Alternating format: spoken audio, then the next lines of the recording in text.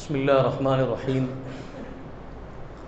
الحمد للہ رب العالمین والصلاة والسلام علی سید المرسلین وعلی آلہ واصحابہ اجمعین ومن تبعهم بإحسان ودعا بدعوتهم إلى يوم الدین وسلم تسلیما کثیرا کثیرا اما بعد۔ میرے محترم بزرگوں، عزیزوں اور دوستوں، اللہ رب العزت نے قرآن پاک کے اندر انسان کی زندگی اور موت کی حقیقت کو بیان فرمایا ہے۔ اللہ تعالیٰ کا ارشاد ہے، تبارک الذی بیدہ الملک وہو علی کل شیء قدیر الذی خلق الموت والحیاۃ لیبلوکم ایکم احسن عملا وہو العزیز الغفور۔ اللہ تعالیٰ اس آیت کے اندر فرماتے ہیں، وہ ذات بڑی بابرکت ہے جس کے قبضے میں پوری دنیا ہے۔ تبارک الذی بیدہ الملک، جتنی بھی چیزیں دنیا کے نظر آ رہی ہیں ان سب کا مالک، ان سب کا خالق، ان سب پر اختیار کا چلانے والا صرف اللہ ہے، تو وہ ذات بابرکت ہے۔ اس کے بعد اللہ رب نے فرمایا، تبارک الذی بیدہ الملک وہو علی کل شیء قدیر، وہ ہر چیز پر قادر ہے۔ الذی خلق الموت والحیاۃ لیبلوکم، جس نے موت کو اور زندگی کو اسی لیے پیدا کیا تاکہ وہ تم کو آزمائیں۔ ایکم احسن عملا، تم میں سب سے بہتر کام کرنے والا کون ہے؟ اسی کے اندر امت مسلمہ کا عقیدہ چھپا ہوا ہے۔ دوسری قومیں ہزاروں سال سے اس دھرتی پر بس رہی ہیں اور کتنے لوگ آئے اور چلے گئے، موت سے تو کسی کو مفر نہیں ہے، لیکن ایک امت مسلمہ کا موت کے بارے میں تصور اور دوسری قوموں کا موت کے بارے میں تصور، اس کے اندر بہت بڑا فرق ہے۔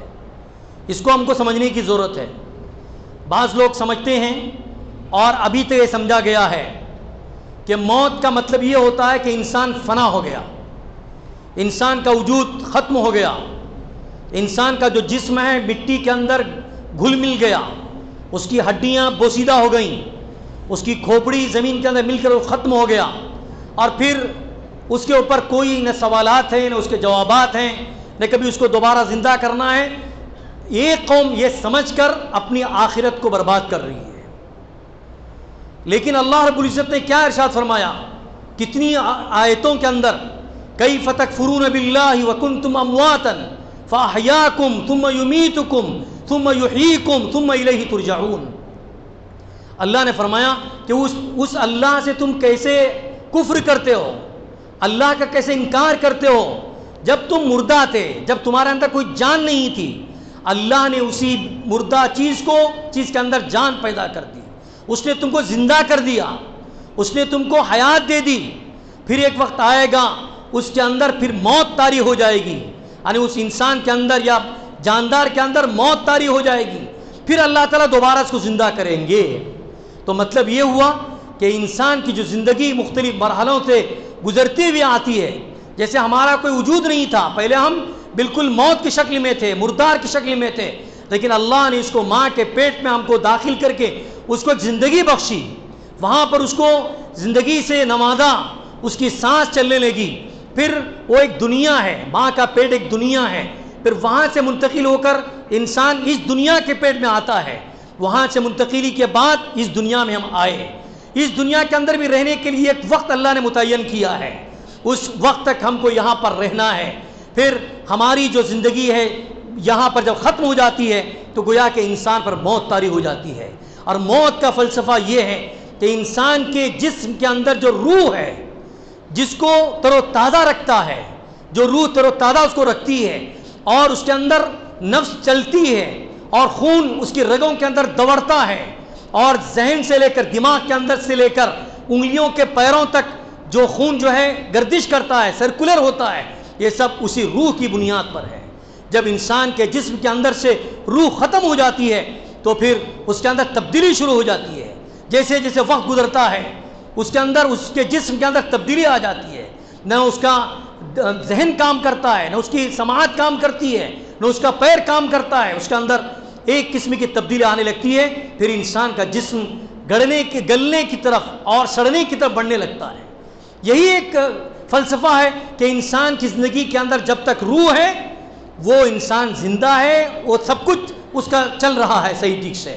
جب اس کی روح ختم ہو گئی، اسی لیے کفار نے اللہ کے رسول علیہ الصلوۃ والسلام سے پوچھا تھا یسألونک عن الروح، روح کے بارے میں پوچھتے ہیں، روح کیا چیز ہے؟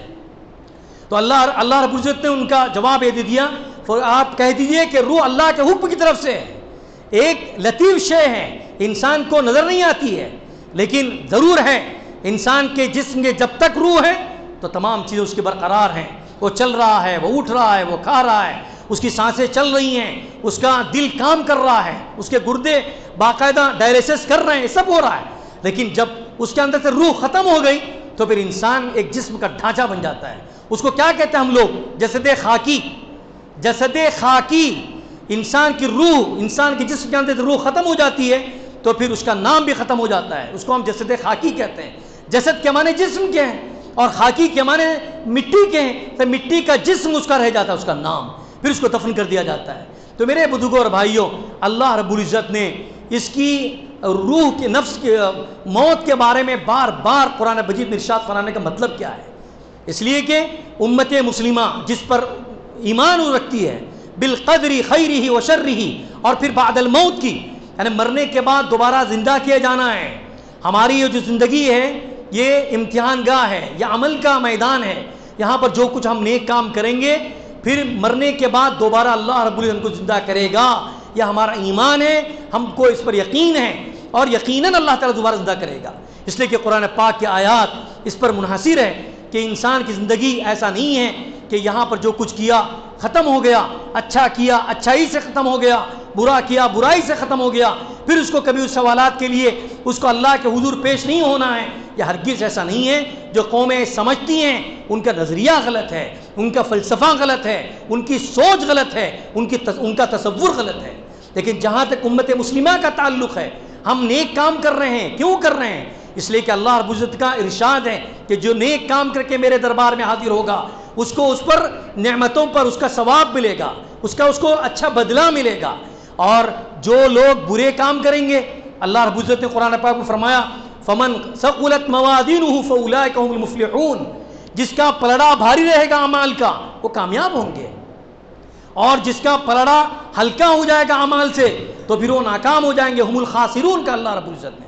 تو معلوم یہ ہوا کہ یہ جو دنیاوی زندگی ہے اس کے اندر اللہ رب العزت نے موت اور زندگی کی شکلیں پیدا کی ہیں، یہ سب اس لیے ہیں تاکہ انسان کو اللہ کے حضور پیش ہونا ہے، اور دنیا کے اندر جو کچھ اس نے کیا ہے، ماں کا پیٹ ہے وہ دارالعمل نہیں ہے، وہاں پر اللہ تعالیٰ اس کی پرورش فرماتے ہیں۔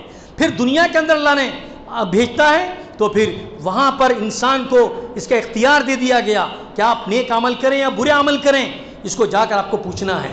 اس لیے زندگی تین طرح کی ہے، ایک ماں کے پیٹ کی زندگی، اور یہ دنیاوی زندگی، اور پھر ایک برزخ کی زندگی ہے۔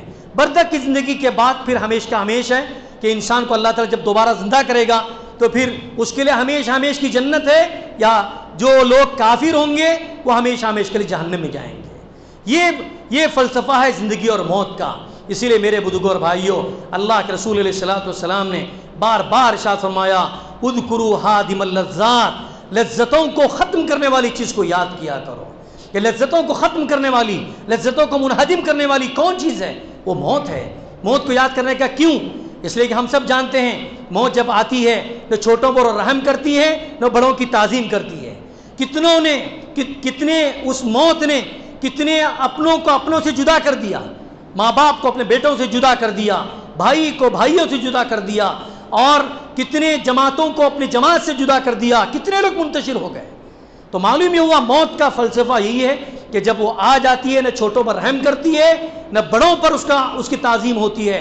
جب اس کا وقت آ جاتا ہے تو بھیڑ کو چیر کر اور پھاڑ کر وہ اس آدمی تک پہنچ جاتی ہے، جس کو اللہ رب العزت نے قرآن میں فرمایا کہ اگر آپ مضبوط سے مضبوط ترین قلعے میں بھی رہ جائیں، یدرککم الموت، وہاں پر تم کو موت آ کر رہے گی، موت پا کر رہے گی، موت سے کسی چھٹکارا نہیں ہے۔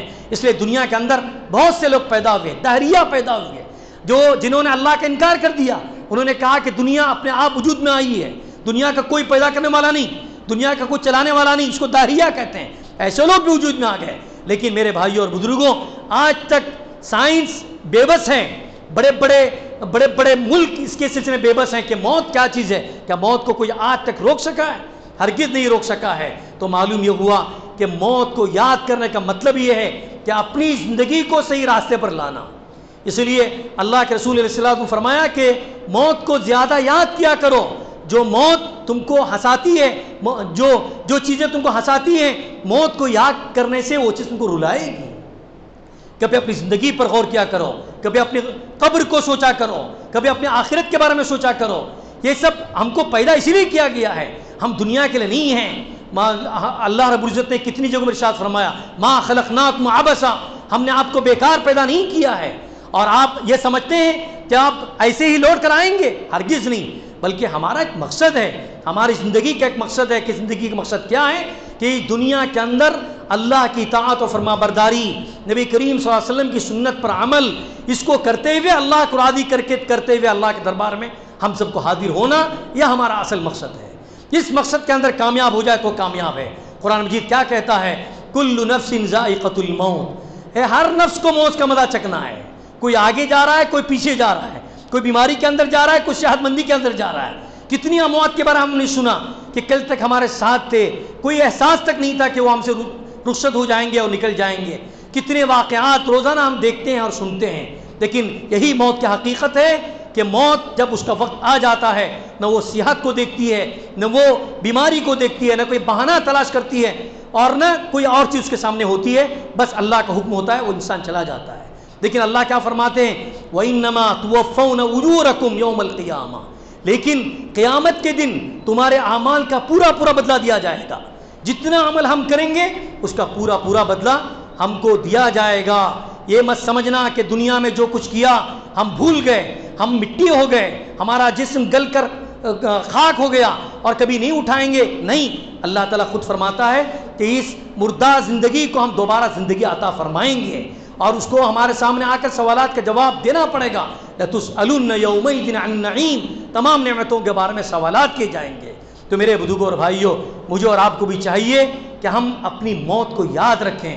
موت کو یاد کرنے سے اللہ کی اطاعت کا جذبہ پیدا ہوگا، اللہ کی فرما برداری کا جذبہ پیدا ہوگا، اچھوں کے ساتھ اچھا معاملہ کرنے کا جذبہ پیدا ہوگا اور عبادات کے اندر اور اپنی زندگی کو نیک بنانے کا شوق پیدا ہوگا۔ اس لیے امام غزالی رحمۃ اللہ نے فرمایا کہ جو شخص موت سے دور بھاگتا ہے اور اپنی امیدیں بڑی لمبی مانتا ہے اور مانگتا ہے تو اس کے لیے 4 چیزیں ضروری ہے کہ ہو جائیں گی اس کے لیے۔ اس لیے انسان کو چاہیے کہ اپنی موت سے غافل نہ ہو۔ امام غزالی رحمۃ اللہ علیہ نے فرمایا جو آدمی اپنی موت سے غافل ہو جاتا ہے، سب سے پہلے وہ چیز، وہ اطاعت کے اندر، اللہ کی فرمانبرداری کے اندر سستی پیدا ہو جاتی ہے، اس کے اندر سستی پیدا ہو جاتی ہے۔ اس لیے موت کو جب جب موت کو یاد کرتے ہیں، کسی گھر میں کوئی جنازہ ہو جاتا ہے، چند دنوں تک انسان کے دل پر اتنا اثر پڑ جاتا ہے کہ اس کو دنیا سمجھ میں نہیں آتی ہے، کوئی چیز سمجھ میں نہیں آتی ہے، اس کا صرف تعلق اللہ سے ہو جاتا ہے۔ وہ موت کے بارے میں سوچنے لگتا ہے کہ موت کیسے ہو گئی اور فلانا کیسے دنیا سے چلا گیا۔ کچھ دنوں تک اس کا دماغ معوف ہو جاتا ہے، پھر وقت گزرتے کہ وقت کے گزرنے کے ساتھ ساتھ اس کا غم ہلکا ہو جاتا ہے۔ یہ بھی اللہ کی طرف سے بہت بڑی نعمت ہے۔ اگر انسان اسی حالت میں رہ جائے تو پھر وہ ہلاک ہو جائے گا، برباد ہو جائے گا، تباہ ہو جائے گا اور وہ دنیا کے کسی کام کا نہیں رہ جائے گا۔ لیکن اللہ نے ایک ایسا نظام فرمایا ہے کہ انسان کو کبھی غم لاحق ہوتا ہے، لیکن وقت کے گزرتے کے ساتھ ساتھ اس غم کے اندر اس کی کمی محسوس ہونے لگتی ہے اور انسان پھر اسی بھاگ دوڑ میں اور اسی عمل میں کام کرنے لگ جاتا ہے اور زندگی اس کی چلنے لگتی ہے۔ یہ بھی اللہ کی طرف سے بہت بڑی نعمت ہے۔ بہرحال امام غزالی نے فرمایا کہ اگر جو موت سے غفلت میں رہتا ہے وہ طاعت سے دور رہتا ہے۔ دوسری چیز انہوں نے فرمایا کہ توبے کی توفیق اس کو نہیں ہوتی ہے، توبے کی توفیق نہیں ہوتی۔ کیا مطلب ہے؟ کہ وہ سمجھتا ہے کہ مجھے اللہ نے زندگی دی ہے، میں کچھ دیر بعد کروں گا، کل کروں گا، 1 ہفتے کے بعد کروں گا، اس طرح تصویف اس کے اندر آ جاتی ہے۔ اس کو سوف یعنی عربی کا جو لفظ ہے سوف، عنقریب میں کروں گا، کچھ دیر بعد کروں گا، کل میں کروں گا، یہ بات اس کے ذہن میں آ جاتی ہے جو موت کو یاد نہیں رکھتا ہے۔ تیسری چیز دنیا کی حرص آ جاتی ہے کہ میرے پاس جائیداد آ جائے، میرے پاس کرسی آ جائے، میرے پاس مال آ جائے، میرے پاس فلانی چیزیں آ جائیں، حکومت آ جائیں، اس کی امیدیں ہونے لگتی ہے اس کو۔ یہ تیسری چیز امام غزالی رحمۃ اللہ نے فرمایا۔ اور چوتھی چیز یہ ہے کہ ہر برائی جو اس کو نہیں کرنا چاہیے، اس برائی کا شوق اس کے دلوں کے اندر پیدا ہو جاتا ہے۔ یہ 4 چیزیں جو ہیں یہ صرف موت سے غفلت کی بنیاد پر چیزیں پیدا ہو جاتی ہیں. اسی لیے میرے بزرگوں اور بھائیوں، موت کا آنا طے ہے، یہ ہم ہر ایک کو تسلی دیتے ہیں. اور کسی پر کوئی غم کا پہاڑ ٹوٹتا ہے، یقیناً اس کے صبر کرنے پہ اس کو ثواب ملے گا، لیکن یہ حقیقت ہے کہ ہم سب کو مرنا ہے، اور اپنی جو زندگی یہاں پر ہم جی رہے ہیں اسی کا حساب کتاب کل قیامت کے دن ہوگا. اور جو قومیں سمجھ رہی ہیں کہ موت کے بعد معاملہ ختم ہو گیا، اب انسان کو دوبارہ زندہ ہونا نہیں ہے، جیسے بہت سے قومیں سمجھتی ہیں اور دوسری چیزوں کے اندر بھی اپنے تصورات کو اور اپنے افکار کو لوگوں کے سامنے پیش کر کے دوسروں کو گمراہ کرنے کی کوشش کرتے ہیں. اس سے مسلمانوں کو بہت احتیاط برتنی چاہیے، اور اس کو بار بار اس ایمان پر اور ان باتوں پر اس کا ذہن جانا چاہیے کہ ہم مرنے کے بعد زندہ ہونے پر اللہ پر ایمان لا چکے ہیں تو یقیناً ہونے والی چیز یہی ہے. اس لیے ہم کو نیک عمل کی طرف جانا چاہیے، اور جو عقیدہ ہمارا ہے اس عقیدے پر ہم سب کو قائم رہنا چاہیے. اللہ تعالیٰ مجھے بھی اور آپ کو بھی ایمان پر موت نصیب فرمائیں، اور اچھی حالت میں موت نصیب فرمائیں، اور جو اس دنیا سے رخصت ہو چکے ہیں اللہ تعالیٰ ان سب کی مغفرت فرمائیں. وآخر دعوانا الحمدللہ رب العالمین. سبحان اللہ بحمدہ، سبحانک اللہم بحمدک، نشہد ان لا الہ الا انت، نستغفرک ونتوب الیک. سبحان ربک رب العزۃ عما یصفون، وسلام علی المرسلین، والحمد للہ.